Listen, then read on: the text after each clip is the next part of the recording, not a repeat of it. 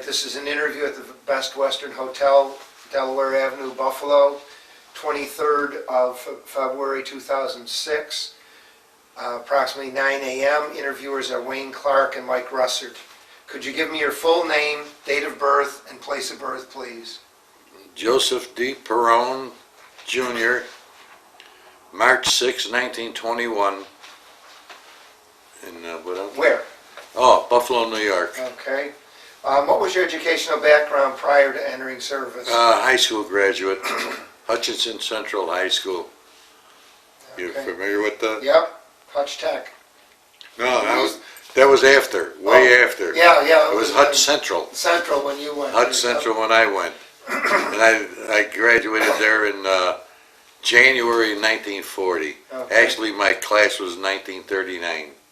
But I was very sports-minded, and I had another half a year of eligibility, so I stayed till January. Okay. And I played football and baseball.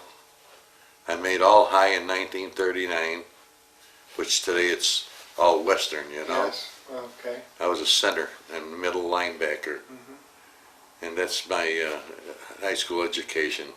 I was drafted in August 25, 1942. Okay, I want to ask you one question before we start into that. Do you remember where you were, how you heard about Pearl Harbor, and your reaction? Yeah, I was working for Curtis Wright, and I heard about it, and I was actually called for draft in 1941, but I was given a year deferment because of the work I did with Curtis Wright. But and then in 1942, I was stationed and I was sent to Columbus, Ohio. I worked as a lead man there. A lot of people came from Kentucky working in the plant there in Columbus, Ohio. They were doing the P-40s. Then Now, what did a lead man do? I was teaching how to rivet, how to buck rivets. I was in a cowling department. That was the front of the plane, the cowling that went over the front of the plane. And I was getting a lot of phone messages from home. I was calling them all the time, and they were telling me, this guy left, this guy. Got to the point where it was about 10 months on the deferment, and I got kind of homesick. And I decided all my buddies were gone. Excuse me.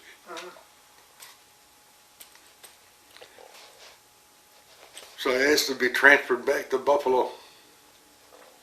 And when I got back in Buffalo, 3 weeks later I got my notice for a draft, because they had taken away the deferment, you know. So then I went, at that time they were going to the Hotel Buffalo, had breakfast, and then a bus would take us to Fort Niagara.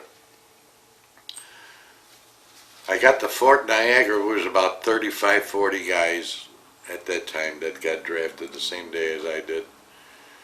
I was there, I think we got there on a Friday, and I had made plans to have my family come on Sunday and have like a little picnic, because you don't know when you were going to be transferred any place. Well, fortunately for me, they pulled me out the very next day and put me in the Army Air Corps. Most of the guys that I drafted went into Signal Corps. So I was very, very fortunate and lucky, which the branch that I really would have loved to go into, and I got called for that. Well, probably had something to do with your background, I imagine. I had typing experience and more business. So from Fort Niagara, I went to Atlantic City for basic training. I think it was about 7 weeks of basic training, and it was all blacked out at night, the hotels and everything, and we should do our walking on the Broadwalk in Atlantic City, if you're familiar with it. Yep. So after my basic training, I was sent to Denver, Colorado. It was the Army Air Corps, Fort Logan went to the school there, and they taught me operations, mostly engineering and operations, which constituted learning the military forms. I used to make out the schedules for the flights that were going out. I was making out the flight pay for the commissioned officers and flight pay for the non-commissioned officers. And there was a lot more forms that were being filled out. But then when I was there and graduated from the school in Denver, Colorado, I was sent to Salt Lake City. It's what they call a redeployment place, where they send you to whatever outfit you're gonna.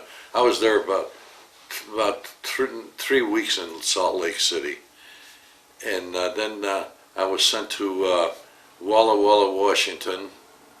I met up at an outfit there. I was there not even a couple of weeks, and I'm going to inject a little something. When I got to Walla Walla, Washington, I reported to the first sergeant, and when he heard I was from Buffalo, New York, he said, "Gee, too bad you weren't here a couple of weeks ago. You could have brought a body back." One of the pilots crashed. He said, "You brought him back to Buffalo." So I asked the first sergeant what the name of the person, and by God, it was one of the guys I went to school with. It was a shame. So then from there we went down to Blight, California, way down in the desert, and I was there for quite a while with training with the outfit, and then from Blight, California, I can't remember the name of the outfit I was stationed with. Then from Blight, California, I went to what they call, I had to look on the map to find out where the heck it was, but Peyote, Texas. It's right near Waco, Texas. Well, we found out that by mistake we were sent there, and we sat there for about a couple of weeks until the Army caught up with us. Then they sent us down to Galveston, Texas. We were on coastal patrol duty in Galveston, Texas. And while I was there, we ran into the first time in my life I ever experienced a hurricane. We commandered the highest point in Galveston, which is a high school. We set up ropes, lines, so the people could come up there. We had blankets, cots. So we set up there, and then most of our planes were shipped a little further north. The couple that were being repaired, we anchored them down to the concrete, and then we stayed there for about, by God, it was a good couple of weeks with that hurricane. Then we were back and doing coastal patrol duty. Our planes came back. Then I was sent to Framingham,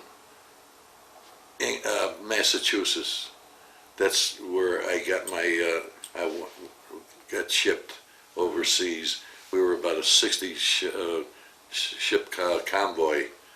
You could see ships as far as your eye could look. And we went across the the Atlantic Ocean, and we landed in Greenock, Scotland.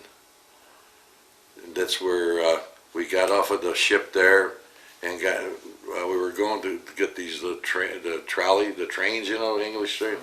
And we had somebody, they called them the gray nurses, like our Red Cross, Salvation Army. They gave us a little bag.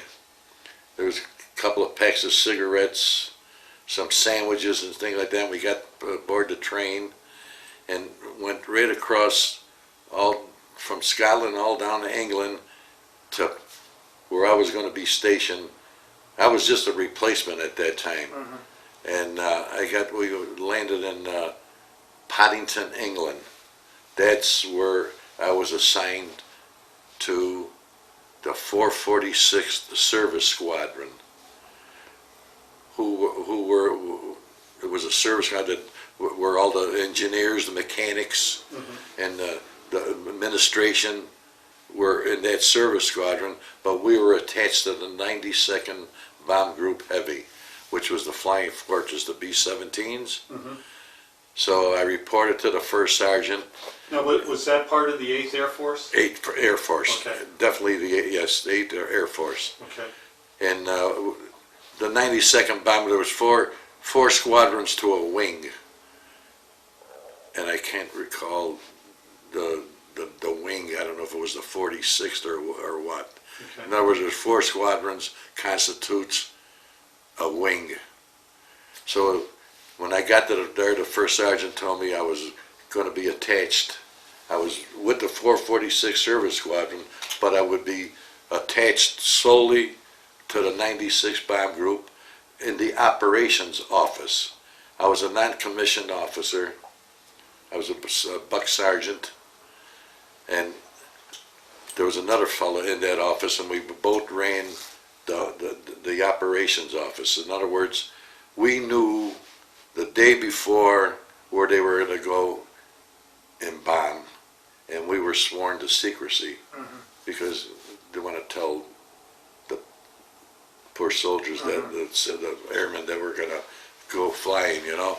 So, because the part of at night you're drinking with these guys, and the next day some of them never came back, you know.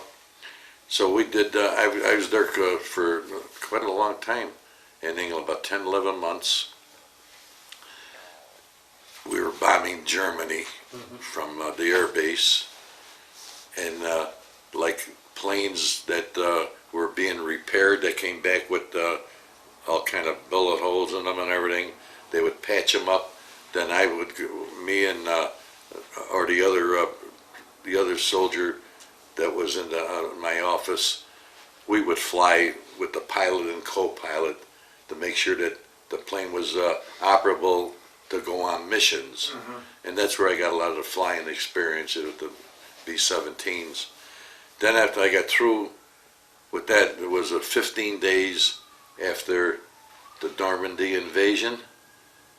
We moved into France and took over air bases in France.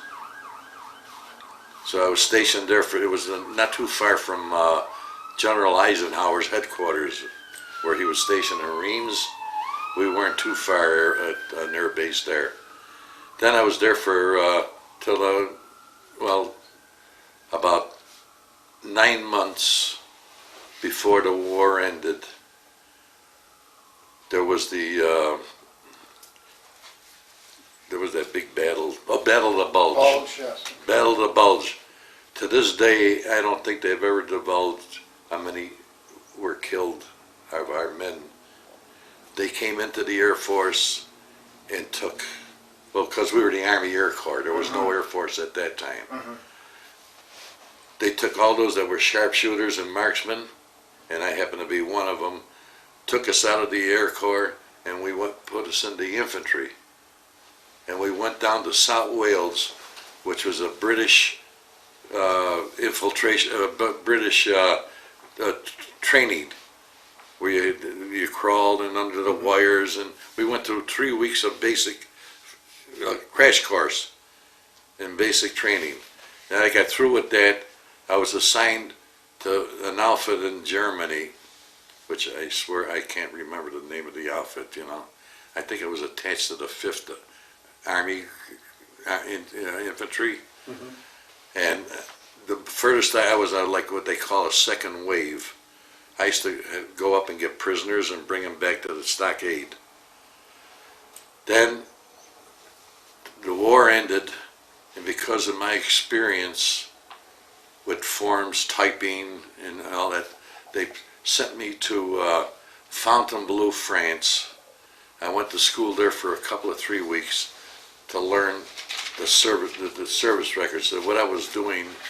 Then they sent me, after I got through with the Fontainebleau, I went down to Chateau Thierry, which was famous in World War I. Oh, yes. That's where I was stationed, and then I was interviewing soldiers that were ready to go home. I would question them, make sure they had all their battle stars, make sure they had everything that was entitled to them before they would be shipped to go home. So I was there for quite a while. And the lieutenant says, one day, they came into our office and they says, you know, the war has ended and we really don't know what we're going to do. We're just here dormant, you know. They says, we're going to set up some tours. They says, we got a tour that's going to Italy. So me and my buddy was the chef, the head chef. We raised our hand, you know, naturally we're both Italians, see. So we got our duffel bag, got on the train, went to Paris for a couple of days, then across the Mediterranean on a little Italian boat. And there was a sad part because the first time when these guys were singing Italian songs, I broke down, you know, I couldn't handle it. So we got to Pisa. That's where that picture was taken. So from Pisa, we went across all the way down to Rome. So we got into Rome, my buddy and I, and we had I don't even know if I should say this, but we had cigarettes that we had gotten from the compound, you know, our PX, and I wasn't smoking at that time. So when we got there, we sold them to Italians, you know, and that gave us some good money to spend while we were going to be a week there. So my buddy and I went to the Vatican. We wanted to see if we can get an appointment to see the Pope. At that time it was Pope Pius XII. Well, fortunately we couldn't do it. They said there was a big waiting list. So we were out there talking, him and I, and comes this little Italian priest. And I didn't know at that time, but this is going to be a shocker. He comes over and says, hey, where are you guys from? He said, I'm from Chicago, and I'm from Buffalo. He says, so am I. He says, I'm from Buffalo. I says, oh my God. I said, ain't that something? He gave me his name. As a matter of fact, he's still a bishop today, Benicaza. You're probably familiar with him. So he says, what do you want? I said, we'd like to get an audience with the Pope, but they told us there's a 6-month waiting list. We're only here a week. He says, you'll be here tomorrow morning. At 9, I'll give it 9 o'clock, you know. So I went into the town, bought my mother a beautiful black onyx rosaries, because I wanted the Pope to bless us, see, and send them to my mother. And he got us in. We had an audience with the Pope. Then we got through. I thanked him very much. And thank you. I thanked him very much. And then while we came back, and I was still on the cadre for checking the service records, then finally the lieutenant comes to me, he says, Joe, he says, you got more points, that there was a point system, you know. He said, you got more points than the guys you're sending home. Do you want to go? I says, Lieutenant, I'm ready. So I reversed. I went on the other side of the table, interviewed, and got to, sent us to Le Havre, France. We waited there a couple of weeks. There was no ship for us, so they says, we're going to go back across the English Channel. Went to Southampton. We're there about 3-4 days, and they said, we got a ship. You guys are, we must have been about easy, anywhere between 4,000 and 5,000 soldiers, you know, and I was blessed. I came home on the Queen Mary. Man, that's 3.5 days. Took 11 days to get there, 3.5 days to come home, see. And I met, at that time, she was on the ship coming home with us, the Secretary of Labor. I forgot her name. Mrs. Perkins? Oh, yes, yeah. Okay. It's a little bit. So she came and I met her on the ship, you know. So I came home, got to New York, got to Fort Dix. I was interviewed. A couple of things that I should have taken that they wanted to give me, but I couldn't wait to get back home, you know, because I was 2 years overseas. I said, well, I'll take care of it when I get back home, you know, which was a big mistake. I should have took the officer's advice, you know, and claimed certain things that to this day I couldn't get. So anyway, I got from Fort Dix, I was discharged. So I had called my mother and father. I had uncle, aunt living in New York City. They came there and they met me.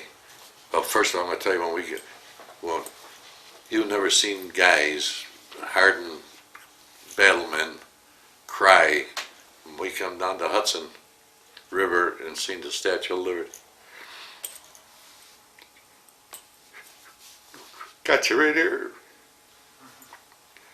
And while we're going down there, we get up real early and get the railing so we could get a good view of everything.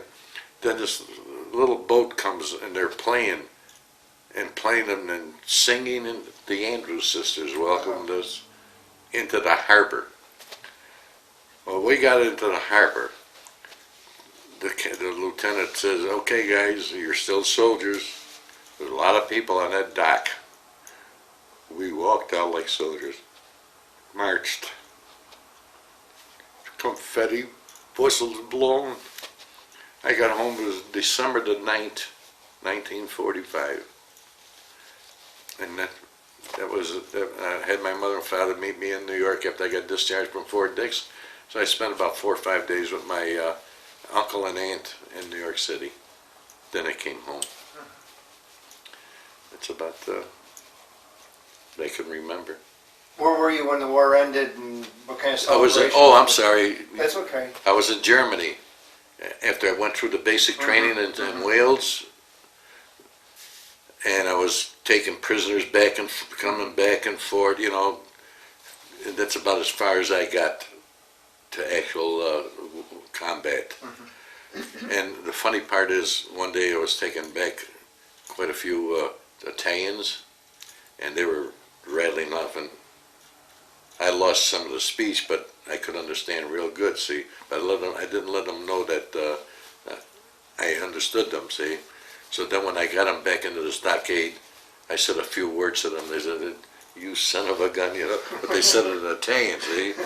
You knew all along while we were talking. I said, that's right, don't worry about nothing. You know, and that was a good experience there. To see, then after Germany, that's when I went back, and they put me back with the Air Corps, and that's when I come home then from then. Now, where were you when you heard about the death of President Roosevelt? Do you remember? Do you recall?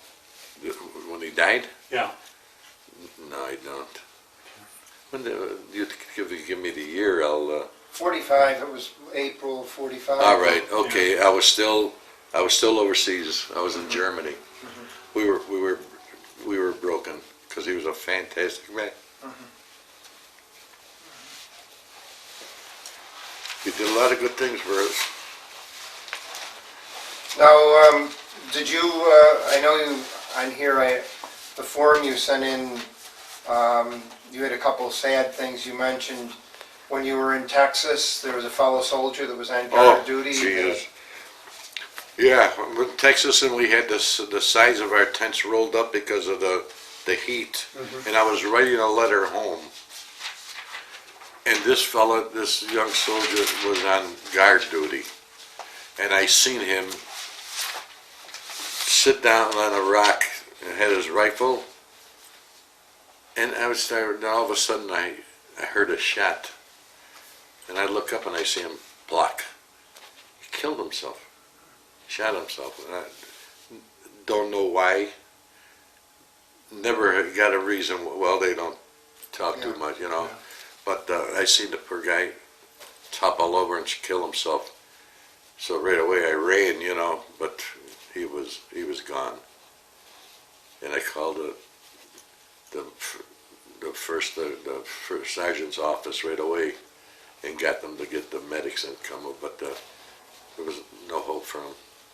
That was a sad experience. That was in Peyote, Texas. You said down here that one of your favorite sayings was never volunteer for anything. Did you volunteer for anything? Stupidly, yes. Naturally. You do, you know, you just, sometimes you're just sitting there, there's boredom, you know?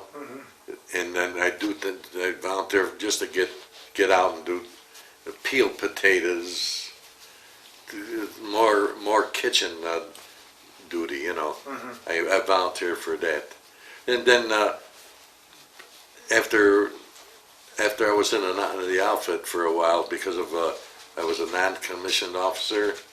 I was on Q2.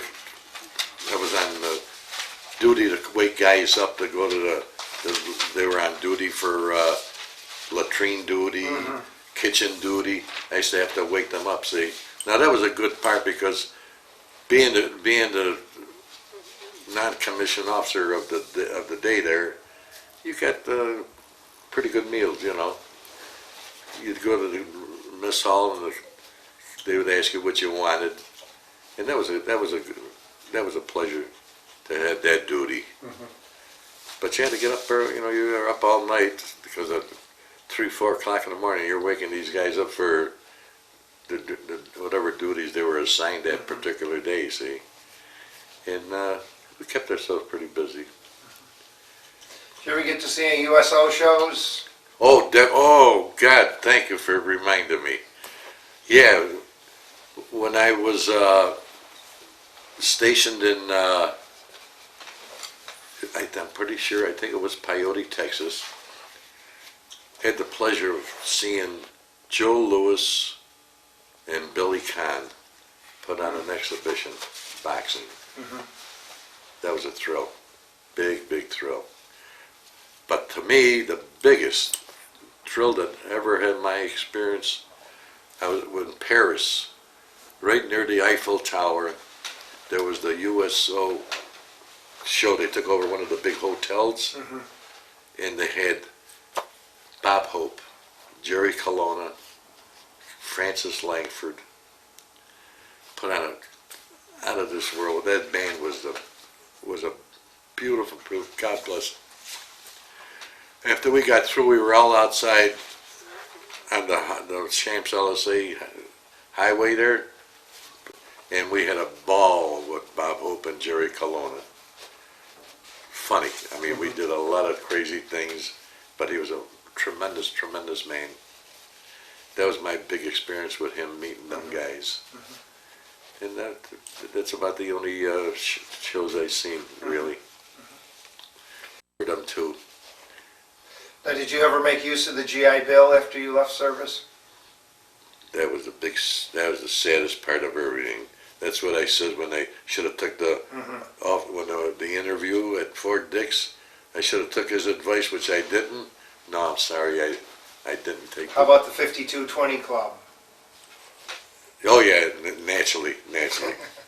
We all did. Most of my buddies, we did that for about 10, 11 months after that. Yeah, you know, we got sick and tired of it, and I went and got a job. First of all, my mother didn't want me to know nothing about going to work. You stay, you sleep, you know. And yeah, I took advantage of that. But what I should have really took advantage of was the GI Bill, which I'm sorry to this day. I could have continued my education. And although I'm not sorry for things happening in my life, you know. Yeah. I had some nice jobs. But the education was the most important thing that I should have continued. Now, obviously, you belong to veterans organizations. The Harry Crosby Post, which is in the village of Kenmore on Delaware Avenue. As a matter of fact, Yes, sir. yeah, I belong with them. This will be my 10th year with them. As a matter of fact, the next in November, when we have a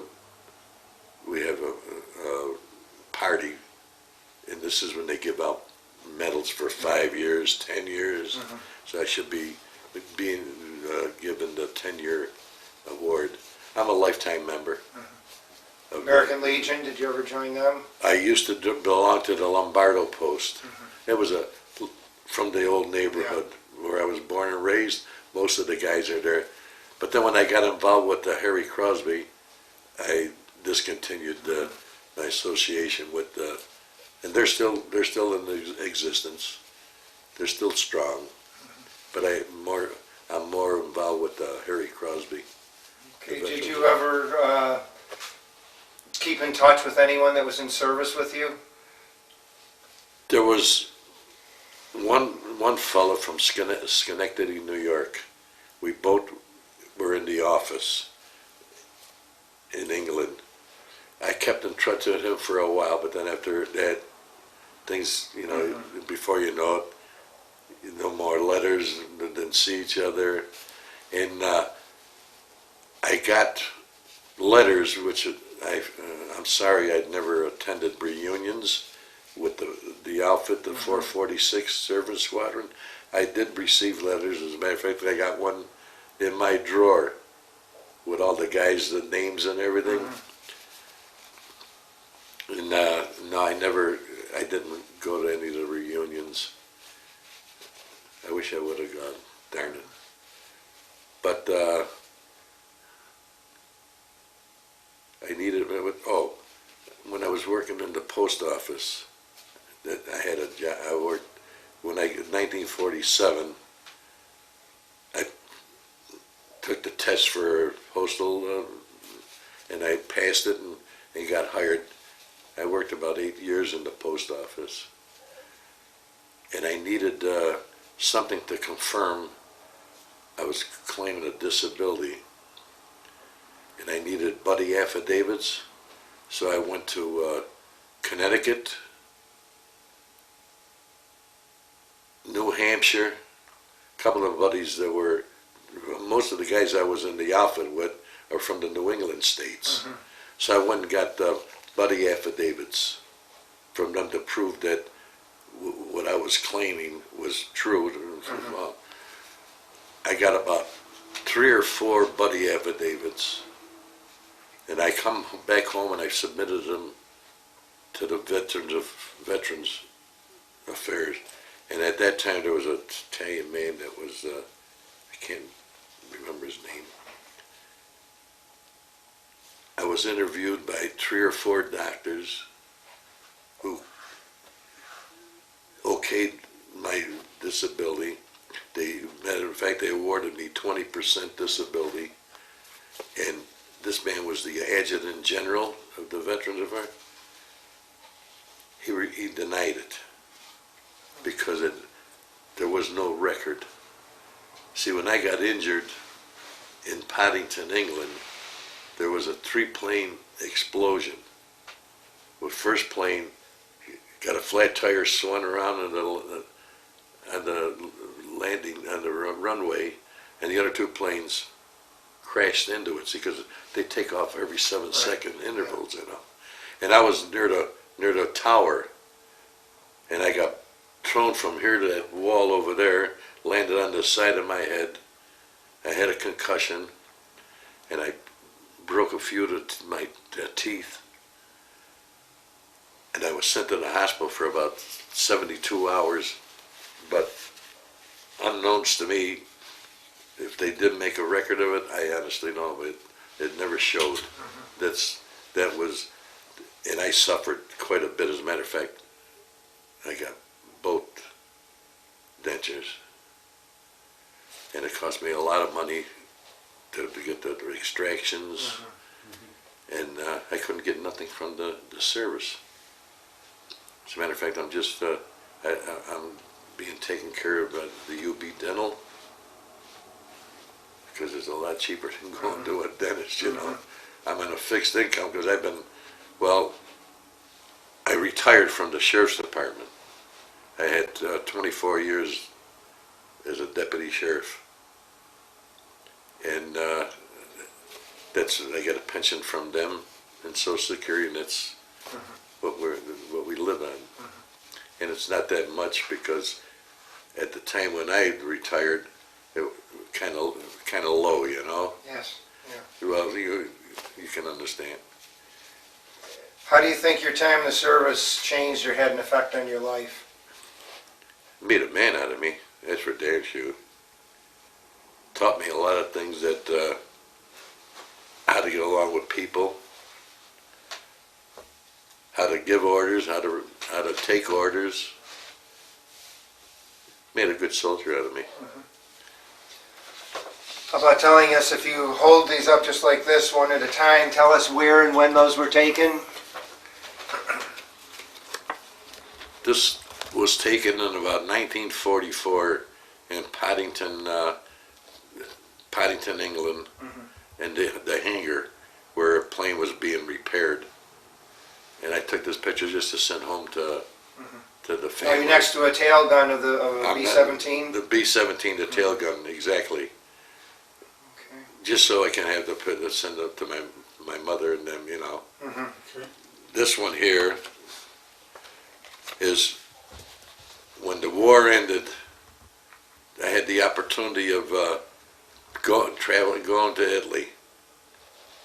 The outfit set up different tours for guys. You know what I mean? While we were waiting for orders of what we were going to do, we had about 3 weeks to go someplace. And a buddy of mine, who was the head of the kitchen detail, the head cook, him and I took off to Italy.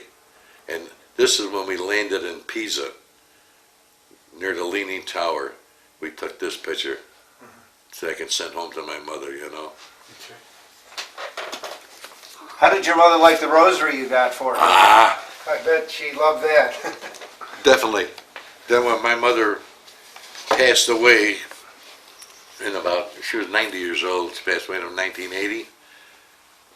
My mother lived with my sister for a long time, and she says, "This is for your wife."